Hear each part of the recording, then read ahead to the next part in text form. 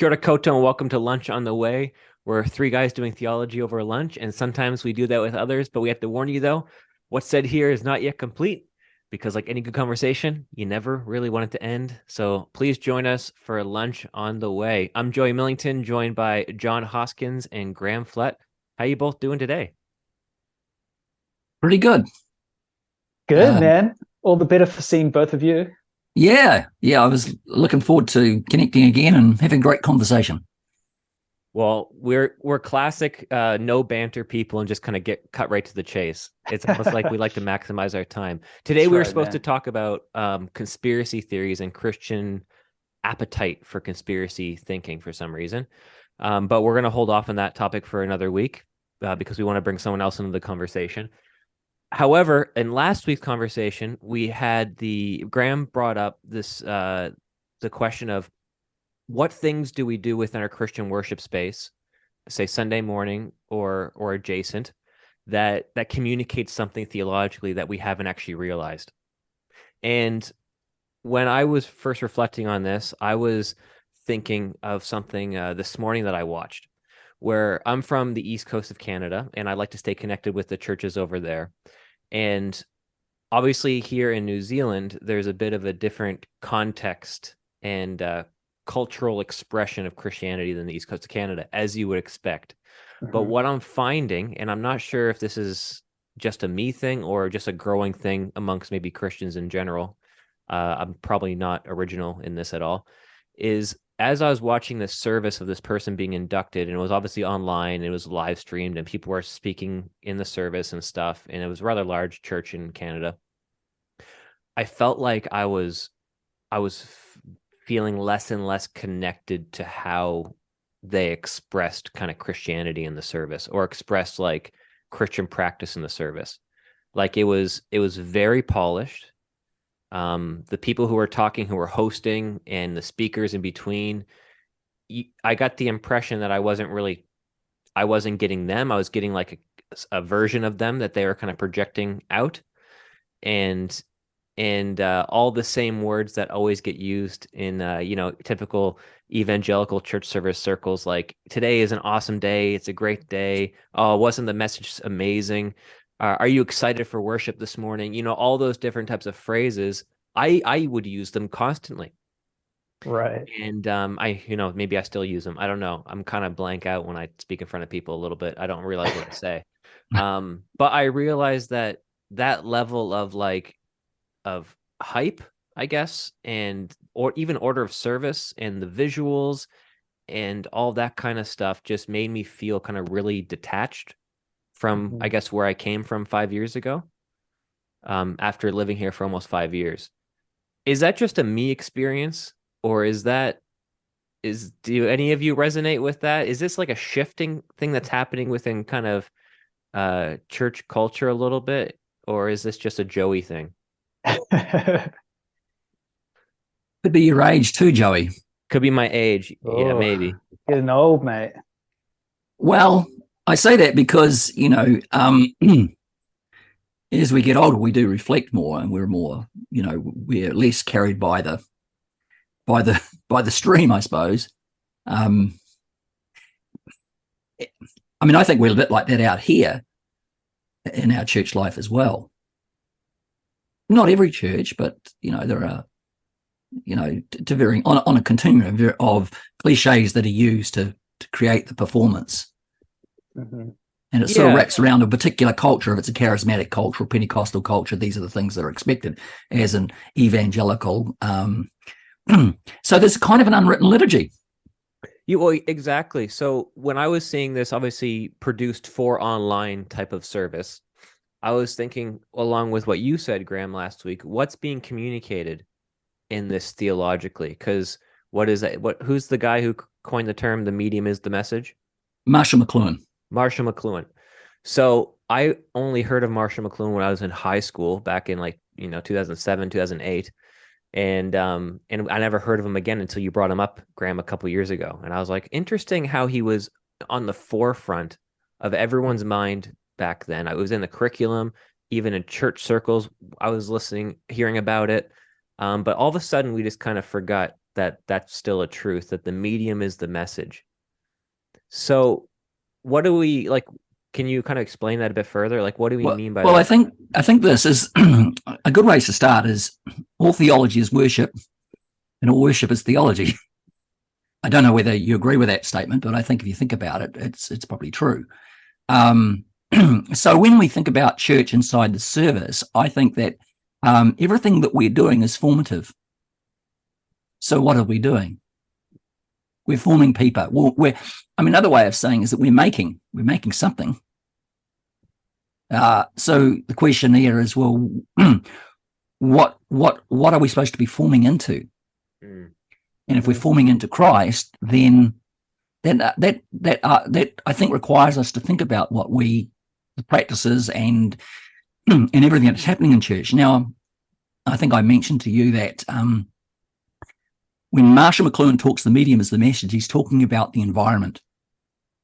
He's talking about everything that surrounds us. The visual is a big part of that because we're visual, but it's also every sensory element in a place of worship is significant. So probably Eastern Orthodox have tipped very heavily into that, and Catholicism tips very heavily in that. But our Protestant posture is one that kind of disregards images, but actually has been seduced by images, if you know what I mean. So, what's happening in your church? Well, yeah, that's a good question. What are your thoughts, Jonathan, on the medium as a message? Like, what's being communicated in the space? And even I agree with Graham. Like, yeah, I mean, the mediums that we conduct our kind of thinking through and our practices through do form us. I mean, we talked about that, I think, a couple of weeks ago. Yeah, I think my thing is here is that I wonder what we don't reflect on. I think it's an interesting exercise to think about the things that we just do habitually that we don't actually think about we're doing. One of the things is that last week you guys mentioned that you guys have a countdown timer for your church. And that just seems to be run of the mill in some churches. I've never heard of that. Which you had no clue. And I told clue about. I told Jonathan this morning that I don't know a single church within like my denomination in North America that doesn't use a countdown. Really? So the question is, why? Why do people use a countdown timer to start their services? Now, on one hand, it's probably completely innocent. Yeah. But but then again, let's reflect on it. What does it actually say about how you understand what a church service is? Does it need to have a timer? Why do you have a timer? What's that timer saying about what you think how a church service should function? I just think that's super interesting to me. Oh, I think it's very interesting. I mean, there's if you start thinking about the timer, one thinks, well, okay, the performance starts when we hit 0. Exactly. But interestingly, you used the performance starts. So is the church service a performance that starts on time and finishes, I'm guessing, also in a certain amount of time? Yeah, I think partly this is that's sitting in there. I think that's sitting in there. Right. Now, just as a sort of qualifier, the church I go to doesn't use a clock countdown. Right. But I know of I don't want to pick on Baptists, but I know a number of Baptist churches do it, and there are probably a number of, maybe there are Pentecostal churches that do it or charismatic churches do it. Bigger churches tend to do it. Okay. Yeah. And that could be a practical thing. It is. Yeah, it's highly practical because when you have a lot of people kind of working on the production end of things, you need to have an exact time of start to sync everything together. But then here's the hidden layers below that, though. So, I mean, again, what's that say about what you understand the church service to be? Yeah, well, exactly. And you know what? So we roll into this as a practical sort of, it makes sense. It syncs everything. But that's the point. We've not really thought about what we've actually saying. Yeah. In doing that making or that practice is actually saying something. Yeah. it's saying something about the service, that it's it's weighted in terms of performance. I mean, every service in one sense, a preacher gets up, there's a degree of performance, but it's just that the that swings right over the other side of it is really about a performance. And then I think what you get then is that you have to be good to be on the stage. So the stage is important in this as well. Right. So that generally the counter is also significant because it highlights the importance of the stage. Mm-hmm. Yeah. So what are we saying about that? Yeah. Man, it's crazy. There's so many things that go into that, because when you get into the stage, well, how high is the stage? Well, exactly. Is it only like a foot off the ground, or is it 6 feet off the ground? Yeah. And what is on the stage? What are we saying with what we're seeing on the stage? Now, from a visual point of view, and visual images or visuality is power. It's forming us. Now, a good illustration of there would be Jacinda Ardern when what date was that? It was 2019, the carnage in Christchurch at the mosque. Yeah. And she appears, I think, pretty much the next day with a head covering kind of on. I don't know what we call that. And then really sort of hands around, or a really body posture embracing those that had suffered loss. And it just went all around the world. It was a powerful, powerful statement of sort of finding affinity, or giving affinity, or this sense of empathy. So that's one illustration. Another one would be when, I think in 2014, the Pope goes to New York, and what you see is these massive black four-wheel vehicles, American, and then you see this little black Fiat, and these are the little black Fiat. Powerful images. So I think you can't discount what we're looking at. And so the question comes, well, what are we saying? I mean, interesting, this has been going on for centuries, because if you go back into a Gothic church, you'll notice that in many of the Gothic churches, the Protestant churches, Catholic churches, that you walk up a flight of stairs to get to a little booth where the preacher preaches from. On the one hand, that's practical because you need to project your voice. You didn't have speakers in those days. So you needed to be up higher than everyone else to be able to speak, and everyone be able to hear you. Practical, for sure, but also highlights that the main point of the service is going to be the preaching. And that became into its own in kind of the Lutheran churches, where you actually got rid of all the iconography, and that preaching box, instead of being on the side of the church, came into the middle of the church. So on one hand, these things are deeply practical. So you might have a clock. It's deeply practical to get a whole lot of people to start on time, so that we're not all there for the rest of the day. But on the other hand, it also brings in subtle theological implications about what's most important in your church service. So I think it's really helpful for us to kind of parse out the practicality with what is being said theologically. That's where I think you're right. Put those two things. I don't think we can separate them. I think they go hand in hand. I think and absolutely. At different times they're counterweights to each other. I mean, you'll see in Presbyterian churches around New Zealand, the older churches, the elevation of the pulpit. Absolutely. It's absolutely intentional. They're saying something about the importance of Scripture. Yeah. That's different to an Anglican church, because when you walk into an Anglican church, the table is there. So the Eucharist.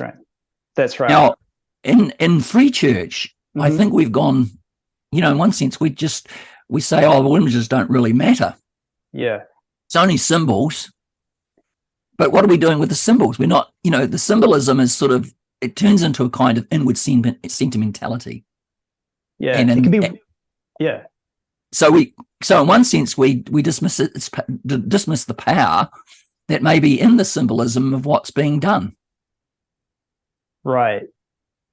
Yeah, and I think sometimes it can be really helpful to get outside of your own water, so to speak, and see someone else swimming in their water, because we can't see our own, right? We're like fish; we can't understand the water that we're swimming in. So, for example, if you go into a synagogue, what's the most important thing in a synagogue?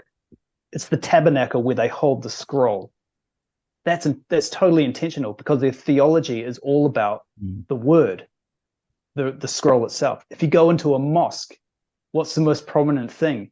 It's the preaching kind of platform that the preacher, then the imam, walks up to preach the word of Allah.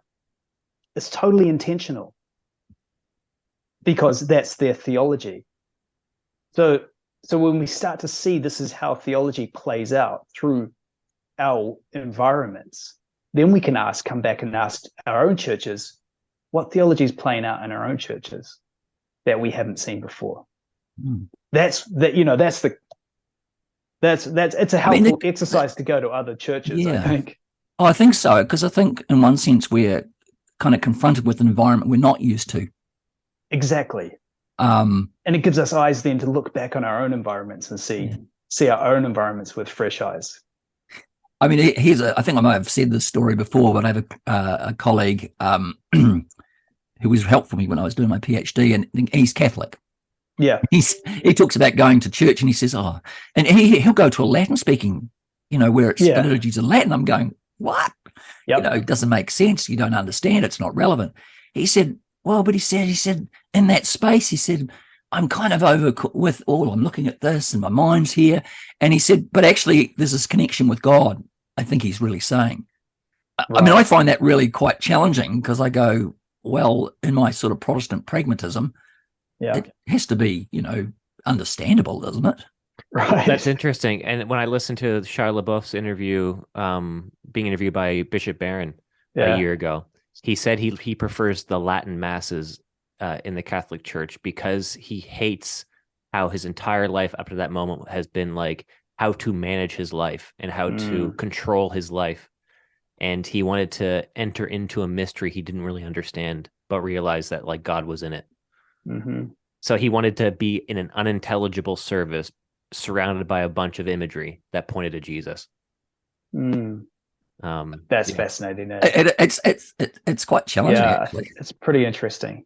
Yeah. So with what your comment though, Jonathan, around like if we go to our churches, not just ours specifically, but churches in general, and we see how the order of service is not only written but also the imagery around it and physical space and everything, what theology is being communicated. Because I would say we're at the tail end of the baby boomer seeker sensitive model within the evangelical church. I don't know if it hit Anglicanism as hard. It didn't hit Catholicism as hard, but you still have some Catholics who have tried to make, it easier to approach Catholicism after Vatican II. So I think a lot of the theological presuppositions in being seeker sensitive, not watered down necessarily, but could be having, cultural touch points added into the service to make it seem like less of a hard transition to people outside of the church coming into the church. Well, the clear theological value was mission, right?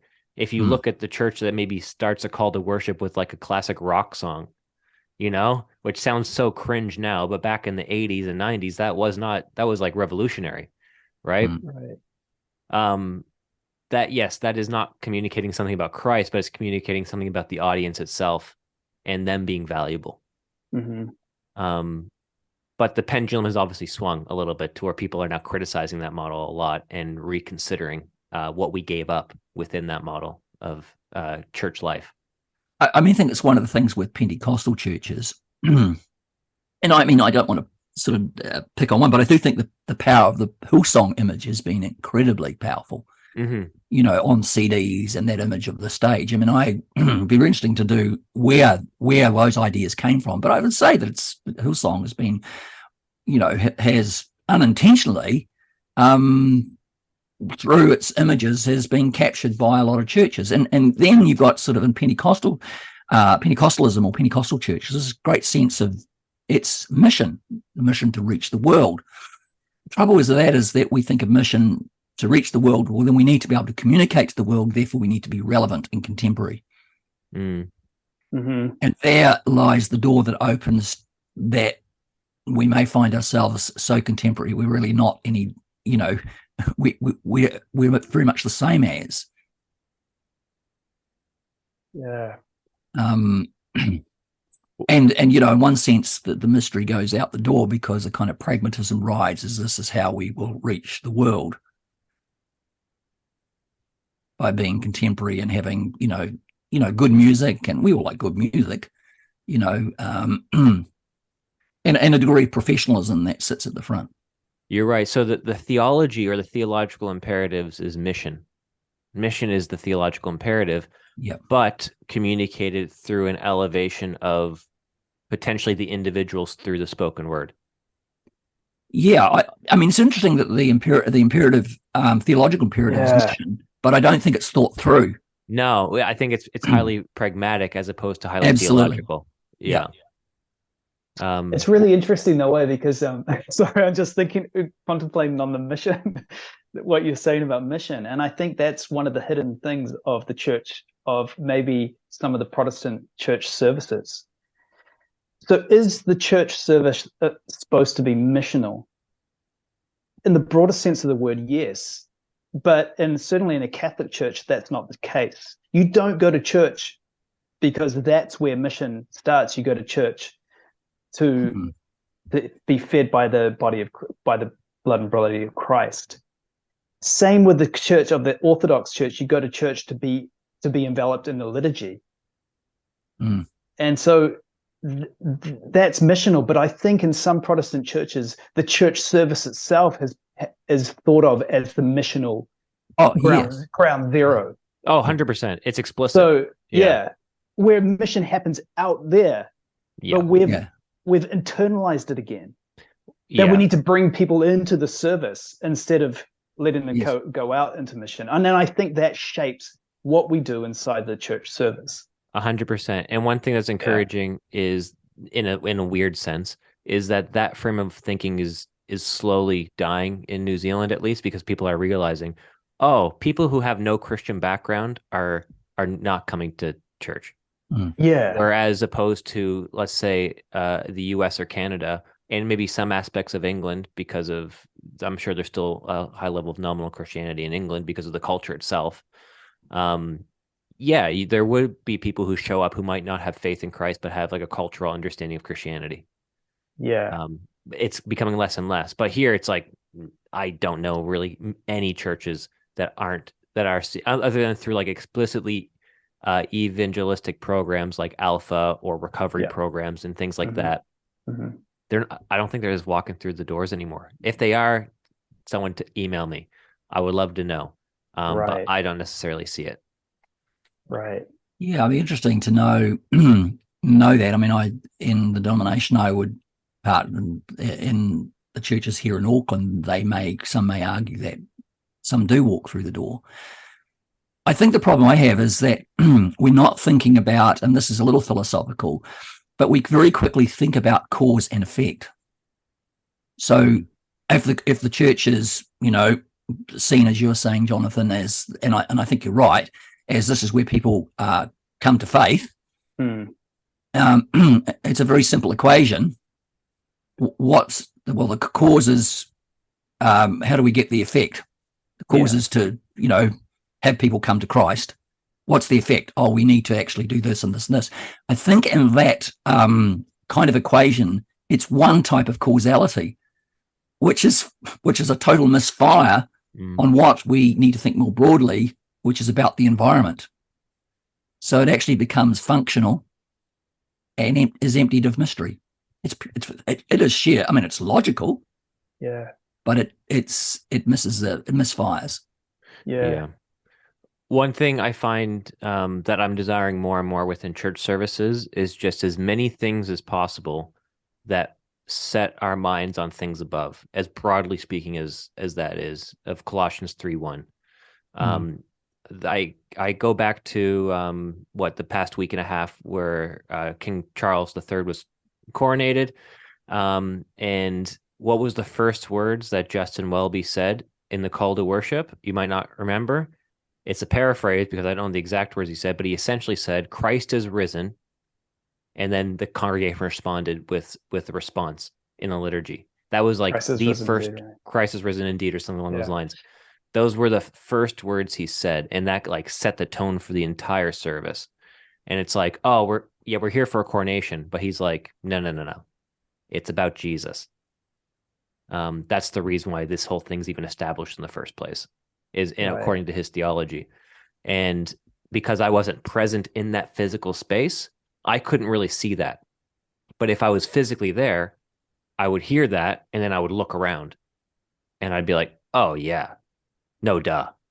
Like this whole building is for that purpose, right?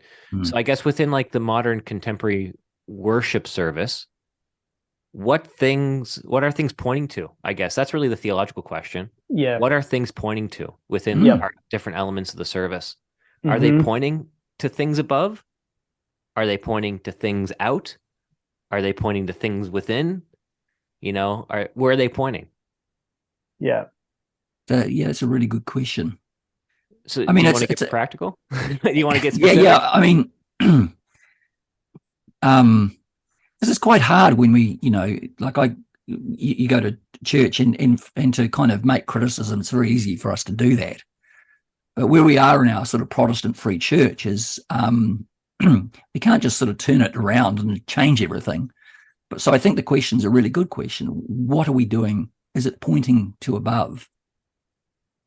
Yeah. I mean, the questions then come as, so if it's pointing to above, where's the communion table?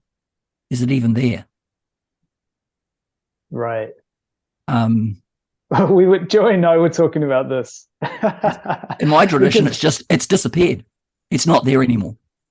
Well, this is what we're talking about, because I've been through probably three major denominations, Protestant denominations in my life. And the first one was Open Brethren, and I just remember, and the next one was Pentecostal, and I just remember that we used to, when we had communion, which wasn't that often, we would all sit in the pews, and they would hand around these little wooden trays, and on the trays you'd have all these little cups of wine, these little individual cups of grape juice, and everyone would sit there and you'd pass it along and you'd sip your grape juice and put it back.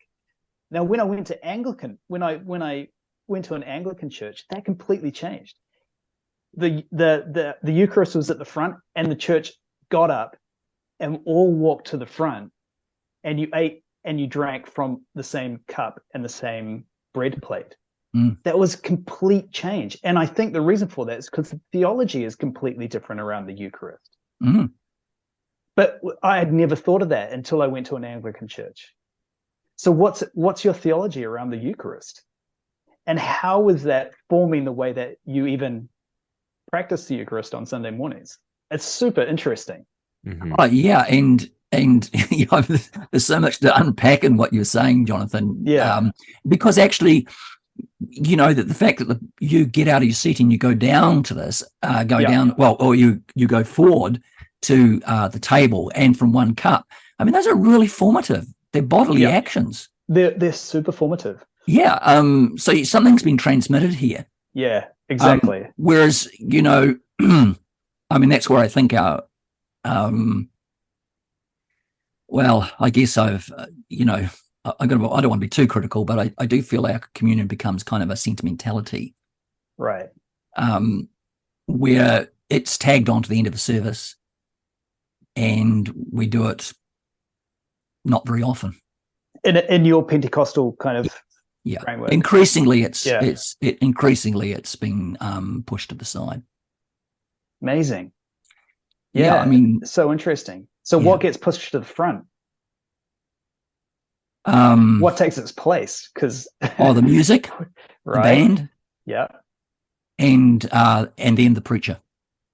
Interesting. And the data projector. Yeah, I don't think there's anything wrong with any of this. Well, let me be positive. I don't think there's anything wrong with any of that, but I think it's the unreflectiveness. It's like we need to reflect on those on those practices that are moving and shifting inside of our mediums. Yeah, because obviously the elevation of music and worship as not a bad thing, right? People engage in is great. I love those moments. It's great. Yeah, it's great.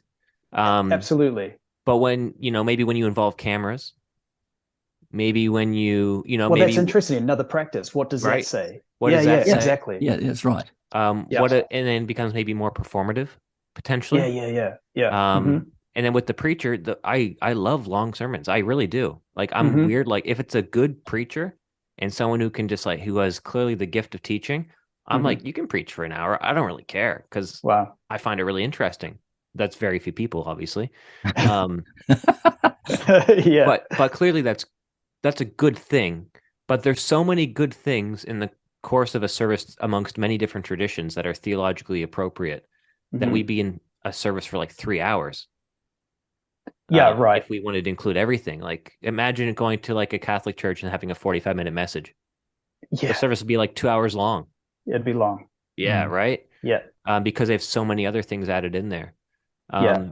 But I know coming from my tradition in North America and the East Coast of Canada to the Wesleyan Methodist Church in New Zealand, there's a lot of diversity of the expression here, where it didn't seem like there's a lot of diversity up where I was from in Canada, where it was like everybody kind of wanted to be the same. Mm. Even though the real limiting thing was budget, not necessarily like differing theology in some senses. Some places had bigger budget to do bigger things, and others just aspired to that. Mm. But here, like the church that I pastor at and go to, I know people are listening to this who go to my church. That I was surprised that there was an altar at the front, a table rather, that there was a lectern to the right of the stage, and the band was pushed to the left of the stage, and nobody's in the middle. And I thought that was weird because I was growing up in a context that never had that. You know, every moment I went to church, there was always someone in the front, in the middle. There was no table. Oh, And really? we did the tray thing. If there was a table, it was a small table below the steps in the front. Yeah, yeah, yeah. That would be like to the most extent of having a table. But then over the years being here, I've actually come to really appreciate the symbolism in all of that. Mm. And I think it really came to a head during this past Good Friday service when we have two large candles on the table that are lit before the service begins, right? To symbolize the presence of Christ and resurrection and all that stuff. And then our Good Friday service happens. Yes, the candles are lit, but it's really dark. It's reflective. It's at nighttime. And there was one moment in the service where our pastor was finishing doing like a one of three little homilies throughout the service. And he then went up during like that crucifixion aspect of Jesus Hmm. and just snuffed the candles out and went down. And because I had been a part of this community of worship now for 4 years, I knew what those candles represented. They weren't really articulated often what they represented, but I knew what they represented. And then when he snuffed them out in the middle of the service, that had so much symbolic and theological weight. I Mm. told him after the service, after we were reflecting, I said, you could have stripped away every other image. We could have done away with the screen. You could have done away with the stuff in the middle. That one moment was like the biggest symbolic and theological and reflective moment in the whole service because we really felt, oh, Christ is gone in that Yeah. moment. Hmm. I mean, a question here is so Yeah.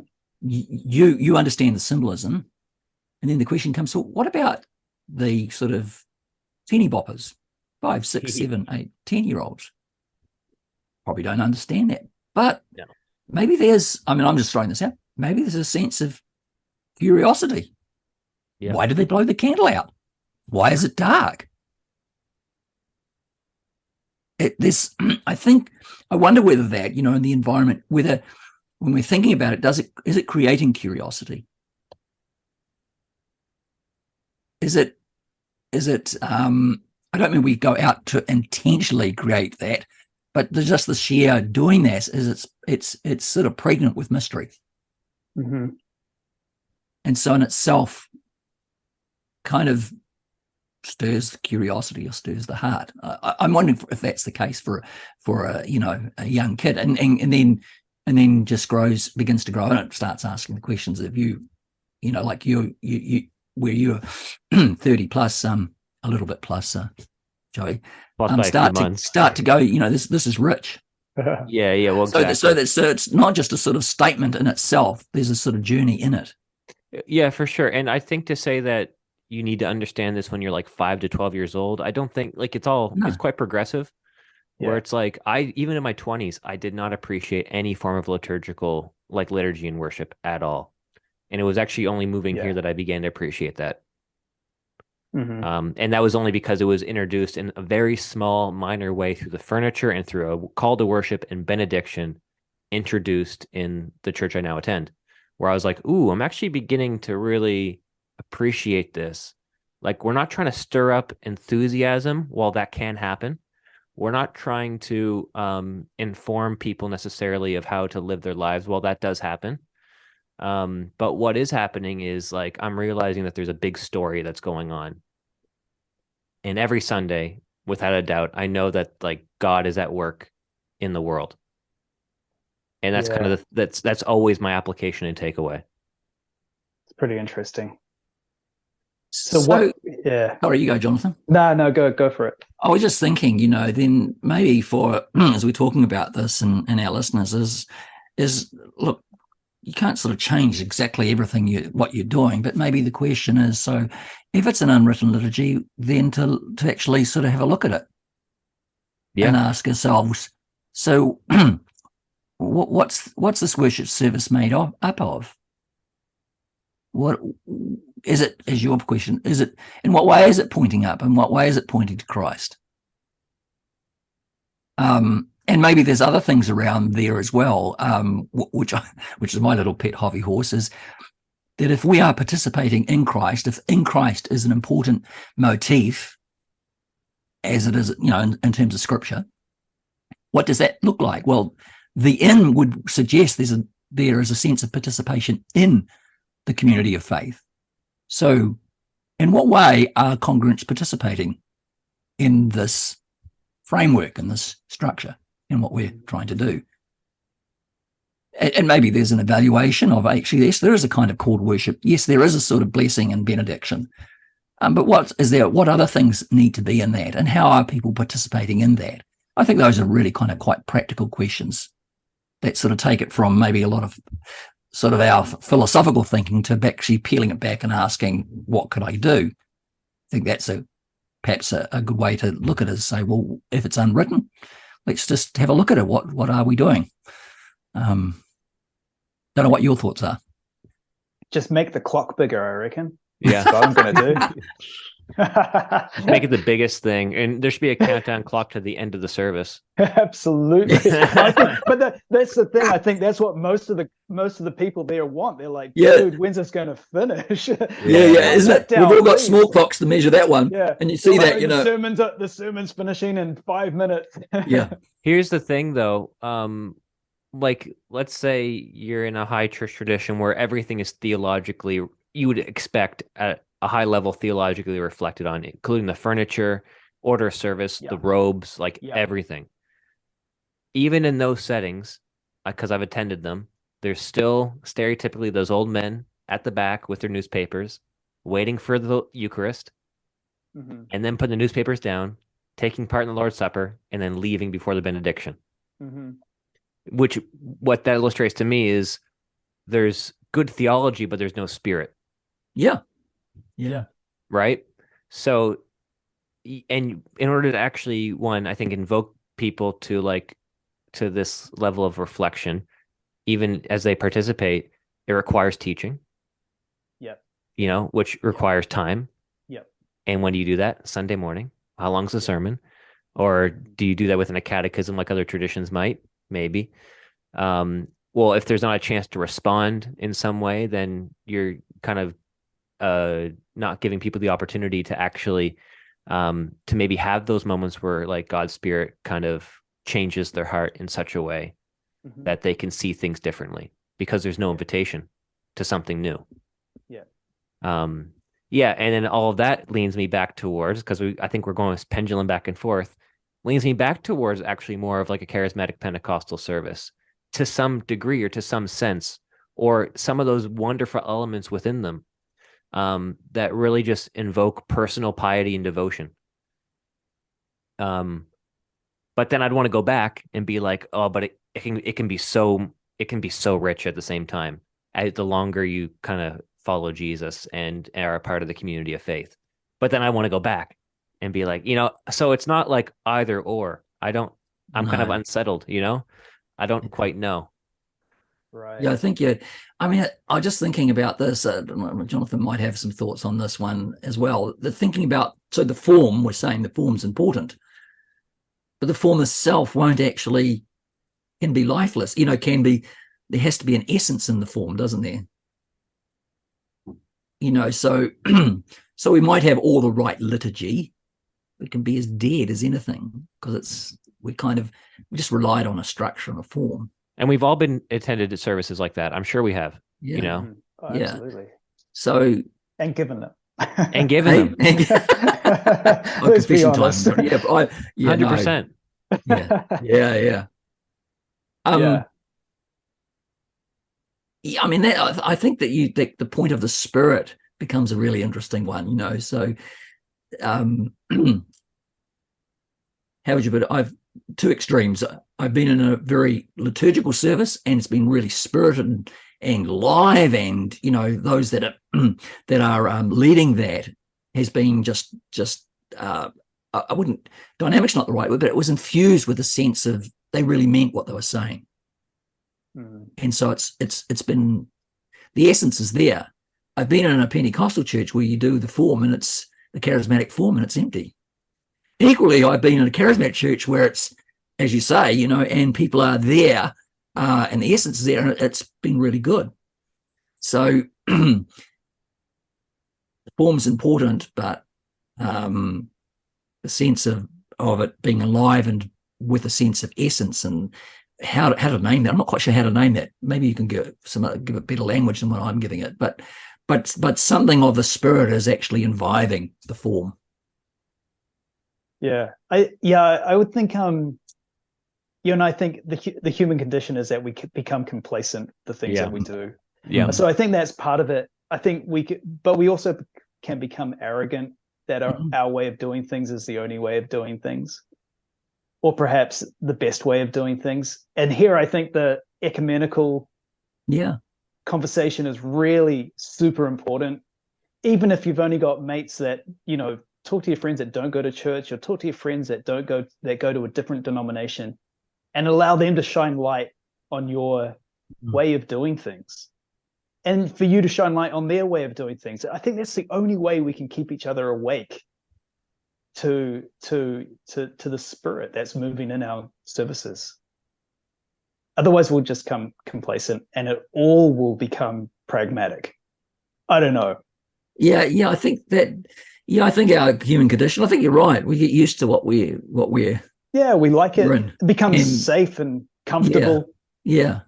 And our preferences. That becomes our preferences. Yeah, our preference, exactly. But then, I've been so enriched by looking at Orthodox liturgy. Yeah. And I thought maybe we could do a bit of that. But I'm like you, Joey. I'm like, but then there's no spontaneity. So then I get enriched by looking at the Pentecostal tradition and saying, oh man, I love their spontaneity. And I just want to have it all. I just want to eat from everyone's table, But of course you can't do that because you can only do the thing that where you're at. Yeah. But perhaps we can learn from each other, feed each other, help each other, keep each other awake. I don't know. That's why conversations like this is so good. It helps me to reflect on what I'm doing. I used to feel as a Pentecostal and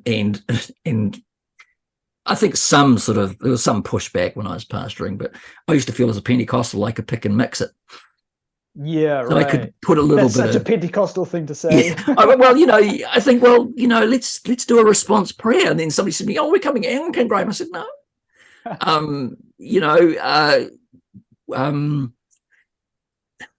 A little bit of liturgy here and there.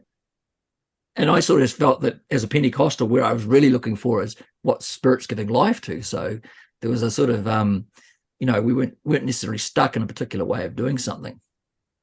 Right. Yeah. And I think that's the other side of the conversation, is that I don't think we have to give up the practices that we're doing. No. In fact, our reflection upon them can lead us to say, this is why it's important. Yeah. You don't have to change your practice, but the reflection upon it gives you new emphasis, to say, this is why we do it like this. And this is why we want to continue to do it like this. Yeah.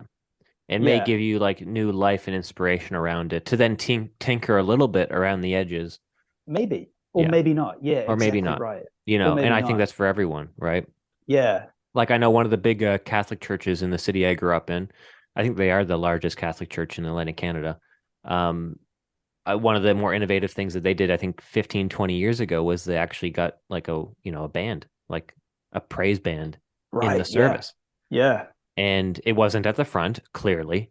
That would never fly. It was on the floor to the left, Hmm. but they had lyrics up, and it was like there was a moment of like praise in the service that was more than just, the hymns that were sung 150 years ago.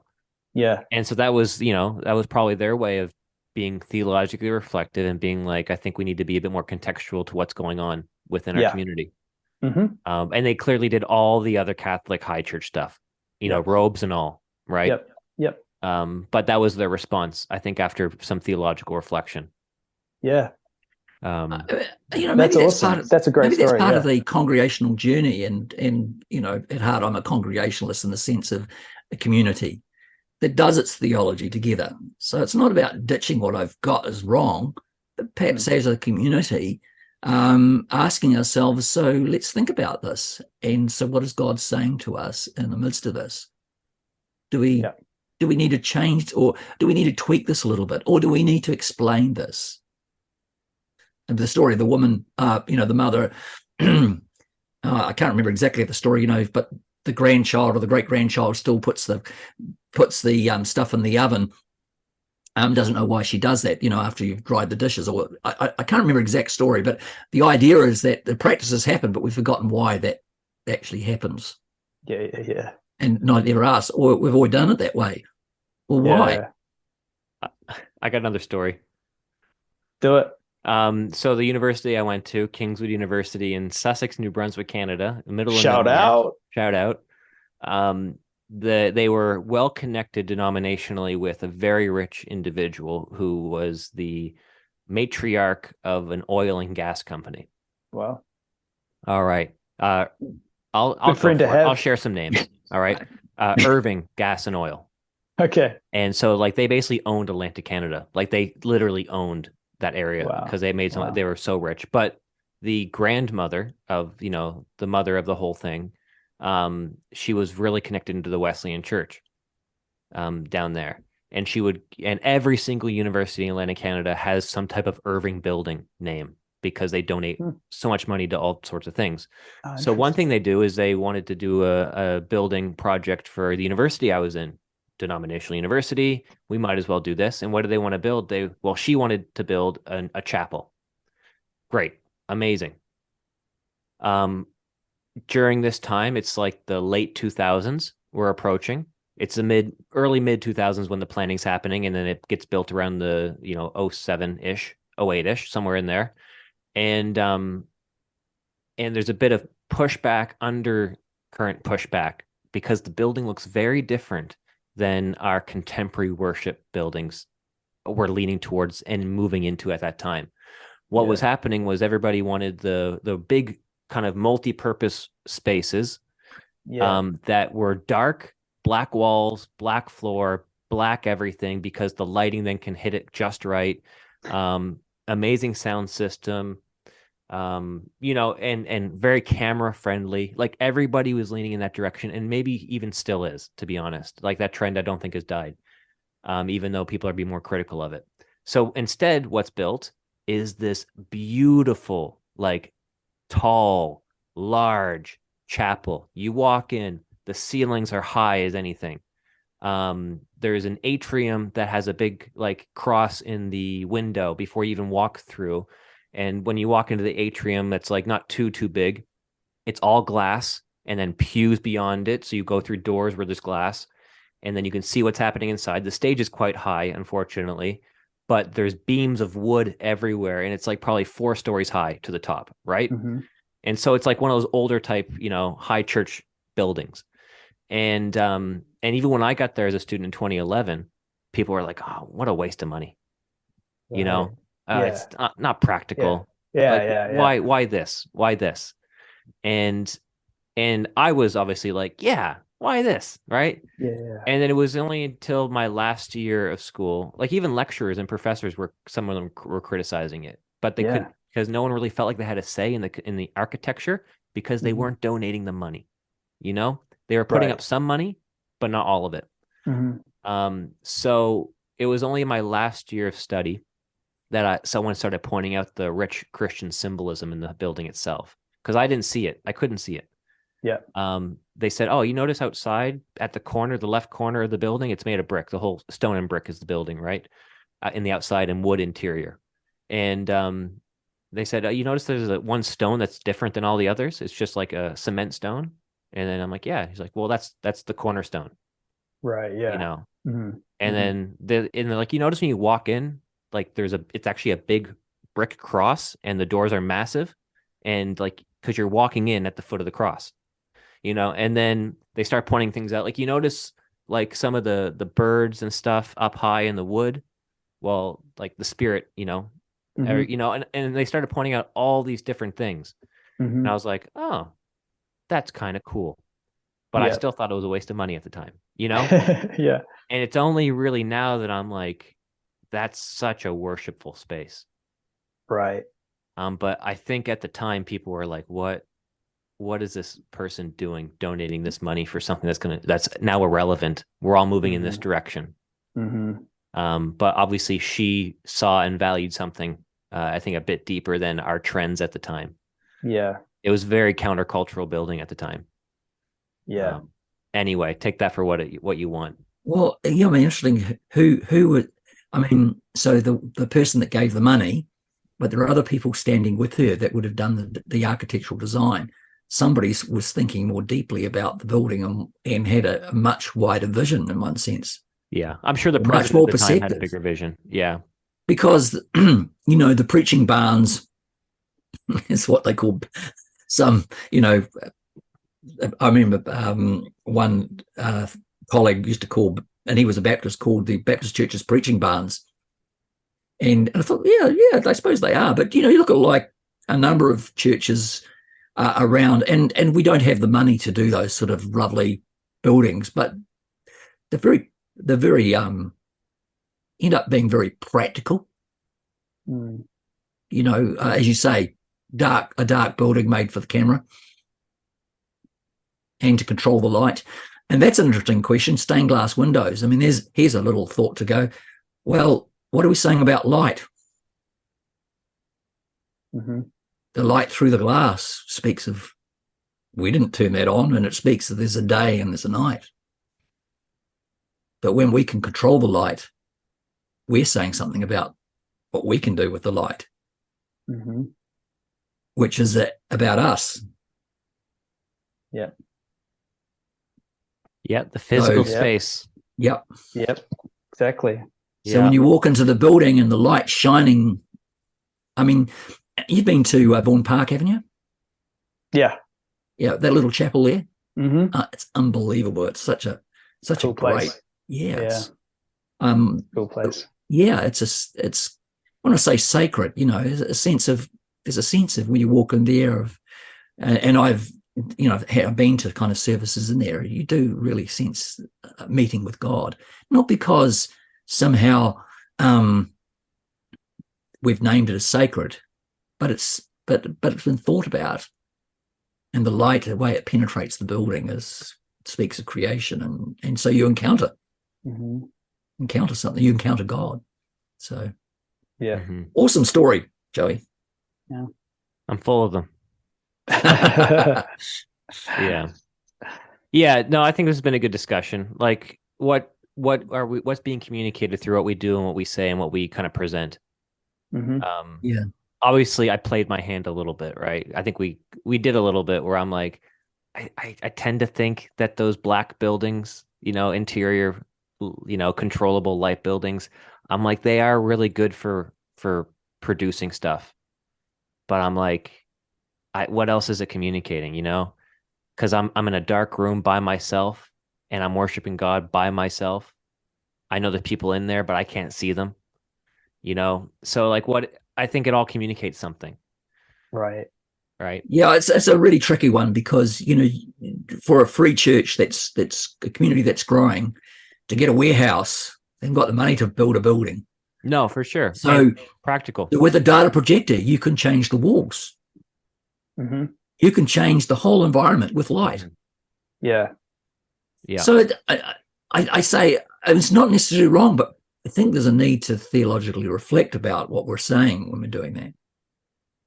Yeah, 100%. And even I remember when I think that's it. when I came to the church I'm now at for the first time, it was very bright. Like all the lights were on in the building during the service.